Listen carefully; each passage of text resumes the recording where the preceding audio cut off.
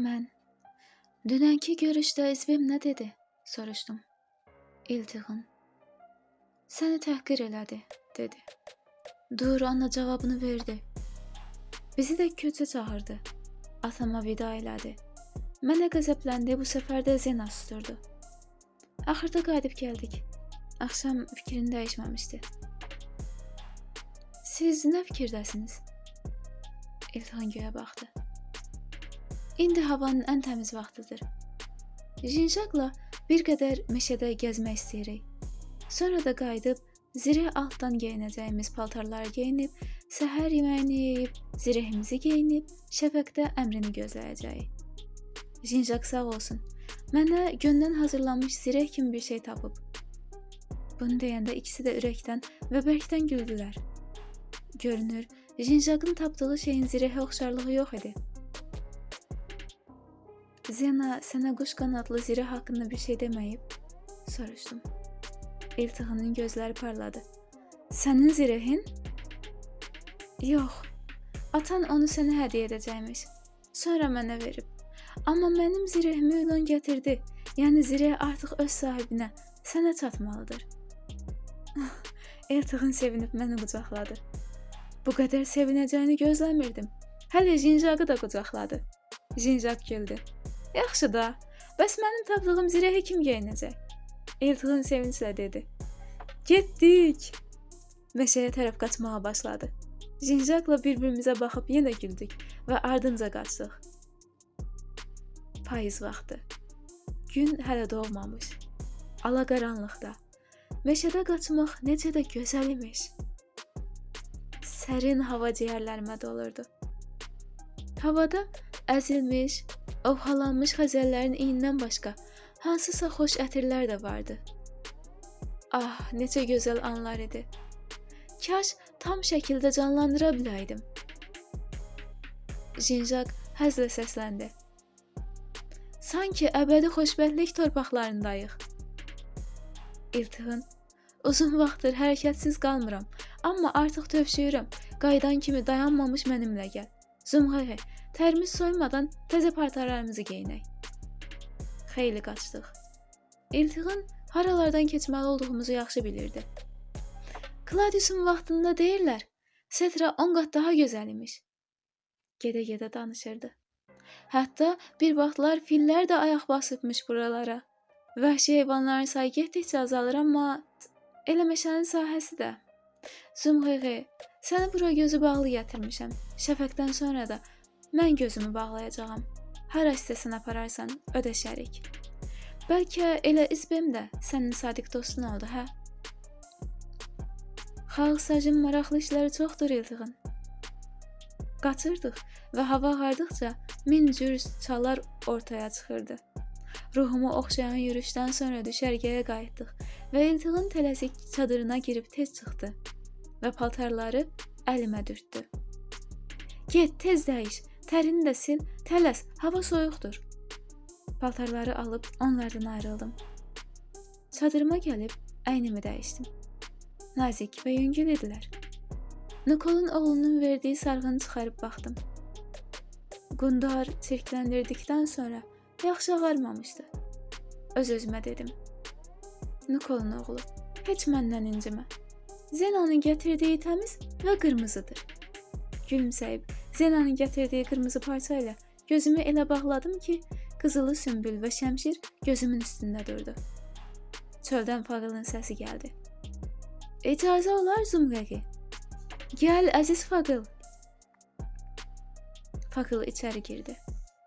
Qucağındakı qara bağlamada zireh və əsa vardı. Zena da yanındaydı. Bir kasa südlə çörək gətirmişdi. Fağıl əlindəkiləri yerə qoyub dedi. Gözündəki nə gözəldir.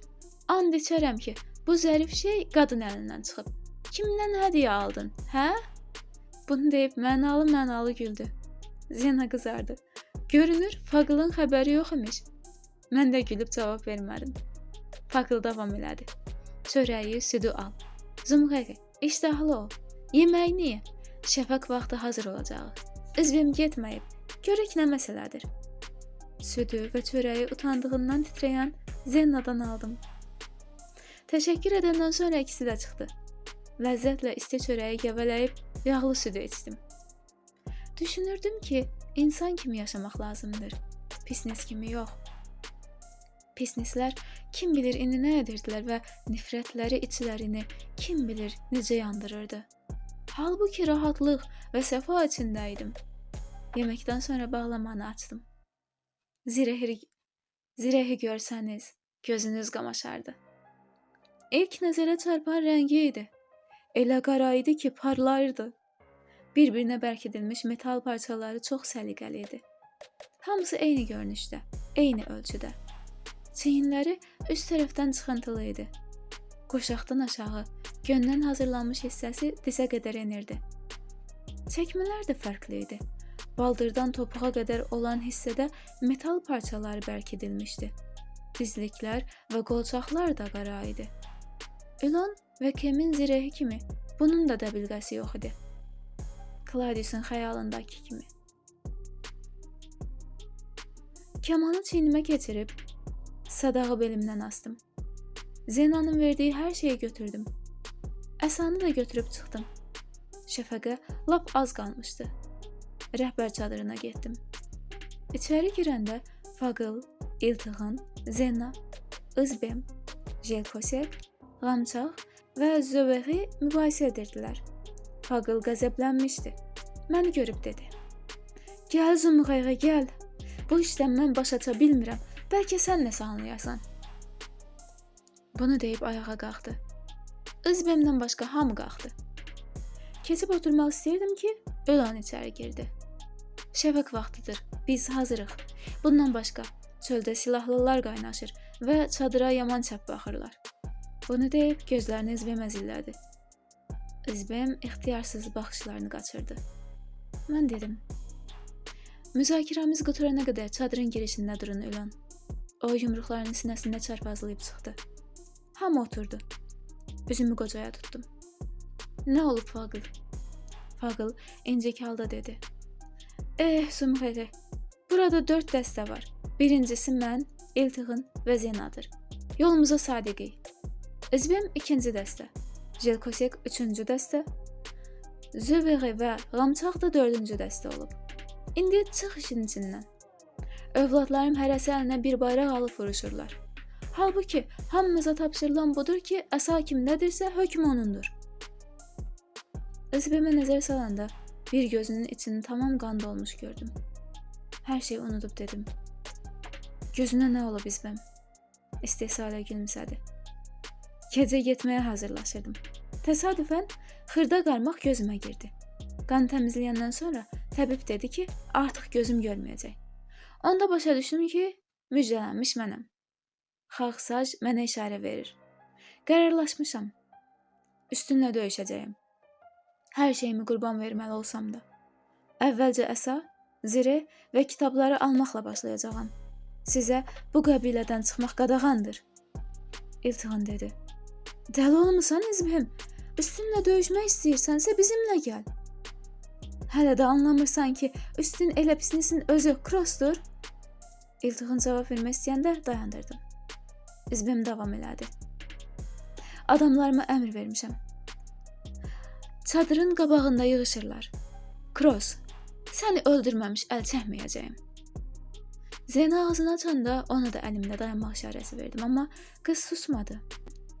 Ülon içəri gəlsə də belə cəsarətli olacaqsan? İzbem qeyzlə dedi. Xalq sac üçün Ülonu tapdalayaram. Fagıl üzünü çevirib əsəbi halda göyə baxdı. Mən soruşdum. Yaxşı, Jelkosek, bəs siz nə deyirsiniz? Jelkosek başını aşağı saldı. Mən təkcə öz canıma cavab deyəm. Peşmanam. Oxum heç fırtınada da hədəfdən yayınmazdı, amma sənə tuşlayanda yan keçdi. Tək bu da deyil, çox işarə var. Hamımızın qarşısında xəcalətliyəm. Qəbul etsəniz, ən ağır vəzifələri yerinə yetirib özümü bağışlatdırmaq istəyirəm. Əvvəlcə xalqsaca, sonra sizə. Göyə qəzəblə baxan Fagılın ifadəsi dəyişdi. Üzünü döndərib qızına baxdı. Əmin deyildim, amma razılıqla başımı yırğaladım. İlon yenə içəri girdi. Sakitliyini qoruyurdu. Zümrəyə, İcazə versən, çöldəki sayları artan döyüşçüləri tərk silah edərdim. Qərar verməliydim və xətaya yer yox idi. İçimdə təlaş yaranmışdı və əmin olun, təlaş xaxsacın işığını zəiflədir.